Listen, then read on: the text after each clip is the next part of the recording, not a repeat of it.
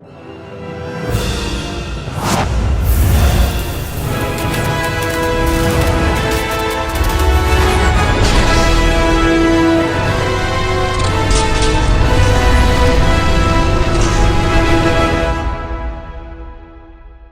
going on, everybody? Welcome back to another video, and in today's video we're going to be talking about Tethered. So here we are with my 7th attempt at trying to film this video, and for some reason my mouth just doesn't want to speak or use words properly to form sentences that sound coherent in any way, shape, or form. And for some reason I was able to get that out right there, but when I decide to start talking about this movie, it just starts getting all over the place. This film is directed by Daniel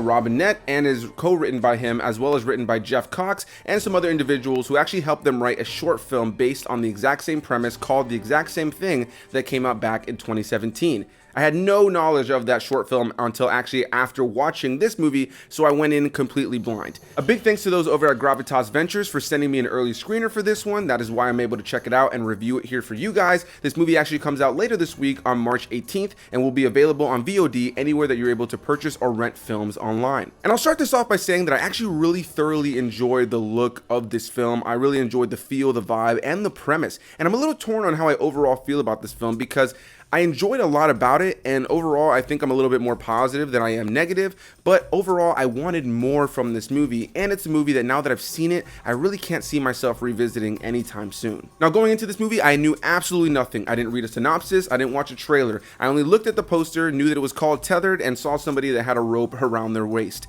That was all I knew about this movie going into it, and there was really not much about the story that I had any sort of inkling to. Now, I have watched the trailer since seeing this movie, and it tells a lot more about the story. So I am going to touch on those things here. So if you're watching this, I will give the basic premise of what's going on here. But yeah, I'll start this off by saying that I enjoyed the premise of this film quite a bit, and I just wish that they had done a little bit more with it. The movie opens and we're introduced to a mother and her son. They're living out in a cabin in the middle of the forest all on their own. And the movie opens up and they're going to go out and do their normal daily routines, checking the various rabbit traps and just traps in general for the various creatures that may have, appeared out there or got caught in one of their traps so they can make dinner. Maybe they're going to go enjoy some time going fishing together, and pretty much it's just a mother and their son going out and just doing their daily routine in this home that they live in, almost like in a farm. But what makes this movie interesting right out of the gate is that the son is blind, his eyes are completely whited out, and every time that he's going to leave the house, he has to wrap this rope around his waist.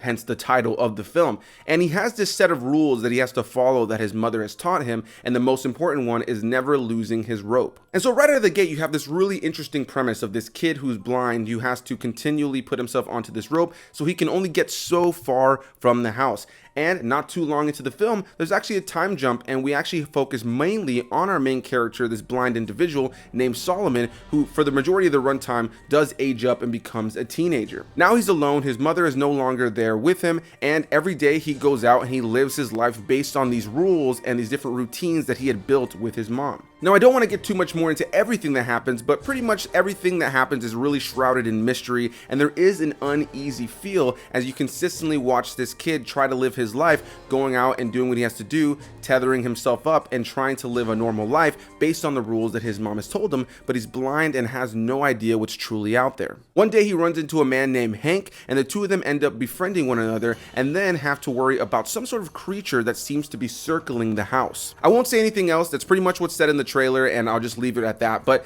yeah, right out of the gate, doesn't that sound like a really solid premise? And overall, I found a lot about the film to be really entertaining. I found the first act of the film to be really strong, but about 40 minutes in is when I actually checked how far I was into the movie, and that was the moment that I noticed that I was starting to get a little bit bored. The movie started to slow down to a really slow pace, and ultimately I just felt like the revelations and the different things that were starting to unravel the mystery started coming way later into the film, and it kind of just felt like the last part of the film was, just kind of rushed. The buildup of this premise and these characters without a doubt was my favorite part of the movie, and I just kind of found myself bored in the middle portion. That's not to say that there wasn't good character work in the middle portion portion, because I think that that's definitely where the character work maybe shines the most. But overall, I just kind of felt like the end felt a little bit rushed and the middle felt a little bit slow, but the first part just really built up a really solid premise. The biggest name to praise out of this movie for sure is Jared Laufree, who plays our blind individual Solomon throughout the course of the film. I thought he really sold the whole blind thing, and I really enjoyed him as a character overall. He does feel like this kid who is sheltered and scared, and he doesn't really know what's going on.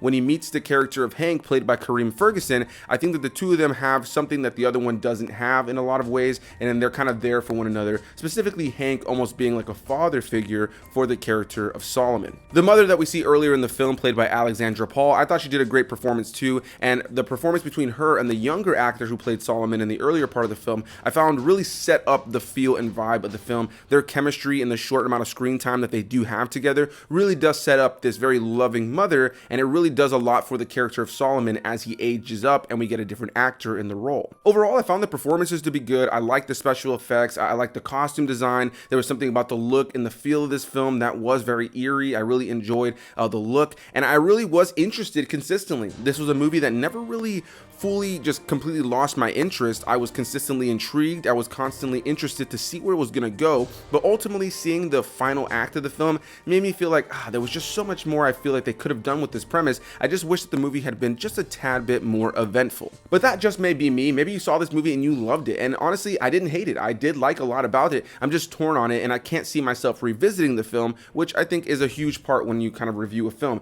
Is the film revisitable? And for me, it really wasn't. So a big thanks to you guys for watching. I definitely want to hear what you guys have to say about this movie, whether you're going to see this movie, whether you saw a trailer for it, maybe you've already seen this movie and this video has been out for months. Whatever the case may be, please leave your comments down below. Let me know what you thought about this movie. Did you like it? Did you not like it? And I'll see you guys in the next one.